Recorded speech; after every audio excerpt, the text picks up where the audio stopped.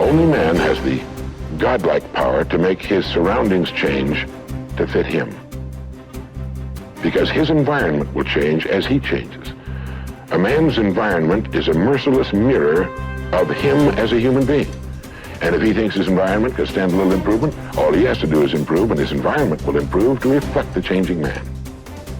There's this mysterious subconscious mind of yours, and it runs below the awareness of your conscious awareness.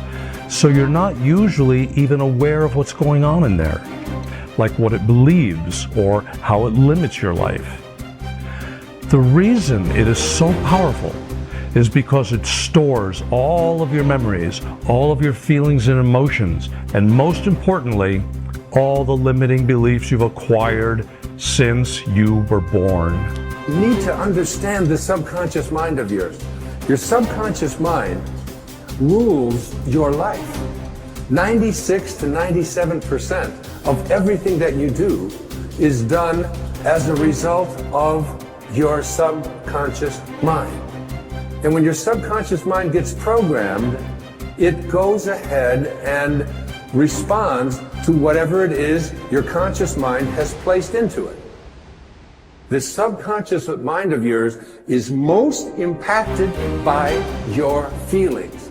A change of feeling is a change of destiny. I think that we define reality with our senses, and I think that is one of the biggest illusions. So the fundamental question is, can you believe in a future that you can't see or experience with your senses yet, but you've thought about enough times in your mind that your brain has literally changed to look like the event has already occurred? Now, the latest research in plasticity says that's absolutely possible. And can you select a new possibility in the quantum field and begin to emotionally embrace that future every single day to such a degree that your body, as the unconscious mind, the objective mind, does not know the difference between the experience in your life that's creating the emotion and the emotion that you're fabricating by thought alone, to the degree that you begin to signal new genes and new ways to change your body to look like the experience has already happened. Begin to act as would the person you most want to become. Now that is, if you were already in possession of the goal you're shooting for, how would you conduct yourself in all of your affairs? Well, do it now, and tomorrow, and the next day. Begin now to act the part of the person you most want to become, and you'll end by becoming that person. Subtly, in little ways, in the way you dress, in the way you talk, in the unfailing courtesy you show to every person with whom you come in contact. Begin to act the part of the person who has already achieved that which you're shooting for. The German philosopher Goethe gave us the secret when he said, before you can do something, you must first be something. When you behave like the person you most want to become, the things that person would have will tend to come to you. It's simply cause and effect. Don't be in too big a hurry. It takes longer to build a skyscraper than a chicken coop. Build slowly, steadily, and well. Then when you make it, you'll keep it. You'll stay on top. Your self-concept is your operating system. Everything that you produce on the outside is determined, modified, affected in some way by your self-concept. You cannot change what is being produced on the outside without changing your operating system. You always perform on the outside based on how you think on the inside. Now there are laws. The law of belief says that your beliefs become your realities. But the things that you believe may not necessarily be true. However, if you believe them intensely enough, they will become true for you. The law of attraction says that you attract into your life people and circumstances in harmony with your own thoughts. And your own thoughts may be positive or negative. They may be uplifting or depressing, but whatever, you'll attract people and circumstances just like them. The law of expectation says that your expectations tend to become your own self-fulfilling prophecies. In other words, what you expect to happen usually does. For instance, your expectations could be that you are destined to have an extraordinary life and be extremely successful. Is that no matter what happens, it's all part of a learning process that is leading you inevitably to great success, happiness, and accomplishment. And if you absolutely expect that to be true, if that's your fundamental belief, then over time that will become true. You'll be able to throw off the ups and downs of life. You'll be able to ignore the negative influences around you. If you confidently expect to be a great success, then by gum, you sure will be. No matter what people tell you, you just say, well, it'll be all right. Everything will work out fine. And we know that an attitude of confident expectation is a hallmark of highly successful people. They just expect to succeed more than they fail. They expect to keep making progress. They just confidently expect it. And surprise, surprise, your expectations affect your realities. What you experience on the outside is determined by how you think on the inside. As they say, you are not what you think you are, but what you think you are. Here's 2 excellent questions to jot down. And this is for mature people now, because these are kind of tough questions, especially one. Here's the first question. What's got you turned on? That's a good list to make. Here's what's got me turned on. Here's what's got me up early, staying up late, maximizing my abilities all day long. Here's the list of what's got me turned on. Now here's the next question. What's got you turned off? How come you don't have the zest and the vitality and the appetite for daily accomplishment? I started making a list of the things that had me turned off. And once I got that settled and then started making a list of what had me turned on and what would turn me on in the future, my life has never been the same. It was like a revolution, a personal revolution, a 180-degree turn. I can't say it strong enough. It's easy to get lazy in designing the day and designing the year and designing the future and designing what you want to accomplish and just cross your fingers and hope it'll all work out, that the favorable winds will blow it all your way. I'm telling you, it's not going to happen. So this is part of the exercise. It's just, buckling down, making this list. And you got to continue this long after we've, turned out the lights and we've all gone home. Keep this up. And one of the best ways to keep it up, I've already covered yesterday, is what?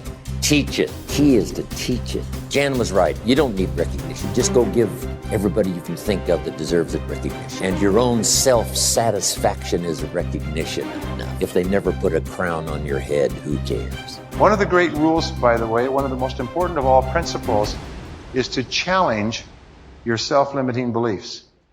You see, we are all plagued by self-limiting beliefs. Beliefs that we tell ourselves, things that we tell ourselves to hold ourselves back. We hold ourselves back with self-limiting beliefs. We tell ourselves that we're limited in some way, when in reality, not true at all. In fact, Ernest Holmes, the great metaphysician, once said that all negativity is rooted essentially in the frustration of potential. People feel that they're capable of doing vastly more. Nelson Mandela said, our great problem is not that we feel that we are powerless, but that deep down inside we feel that we are powerful beyond measure. Which brings us to all performance, all improvement in personal performance begins with an improvement in your self-concept, in your beliefs about yourself.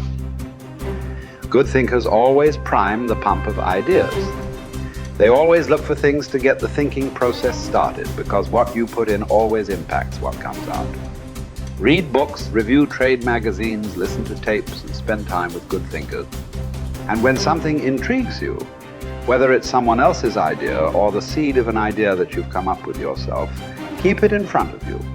Put it in writing and keep it somewhere in your favorite thinking place to stimulate your thinking. Spend time with the right people. As I worked on this section and bounced my ideas off of some key people so that my thoughts would be stretched, I realized something about myself. All of the people in my life whom I consider to be close friends or colleagues are thinkers.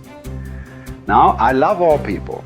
I try to be kind to everyone I meet, and I desire to add value to as many people as I can through conferences, books, audio lessons, etc. But the people I seek out and choose to spend time with all challenge me with their thinking and their actions. They are constantly trying to grow and learn. Every one of them is a good thinker. The writer of Proverbs observed that sharp people sharpen one another, just as iron sharpens iron. If you want to be a sharp thinker, be around sharp people. To become a good thinker, you must become intentional about the thinking process. Regularly put yourself in the right place to think, shape, stretch, and land your thoughts. Make it a priority. Remember, thinking is a discipline.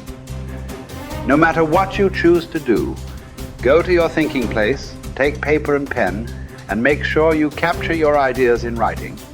Ideas have a short shelf life. You must act on them before the expiration date. World Walleye flying ace Eddie Rickenbacker said it all when he remarked, I can give you a 6-word formula for success. Think things through. The follow through. To start the thinking process, you cannot rely on your feelings.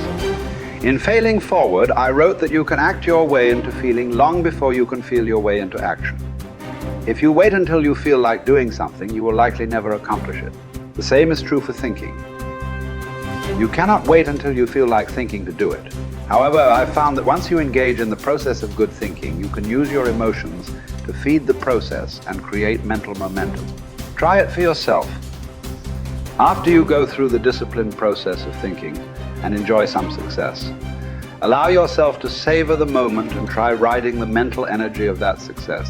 If you're like me, it's likely to spur additional thoughts and productive ideas. One good thought does not make a good life. The people who have one good thought and try to ride it for an entire career often end up unhappy or destitute. They are the one-hit wonders, the one-book authors, the one-message speakers, the one-time inventors who spend their life struggling to protect or promote their single idea. Success comes to those who have an entire mountain of gold that they continually mine, not those who find one nugget and try to live on it for 50 years. To become someone who can mine a lot of gold, you need to keep repeating the process of good thinking. Becoming a good thinker isn't overly complicated. It's a discipline.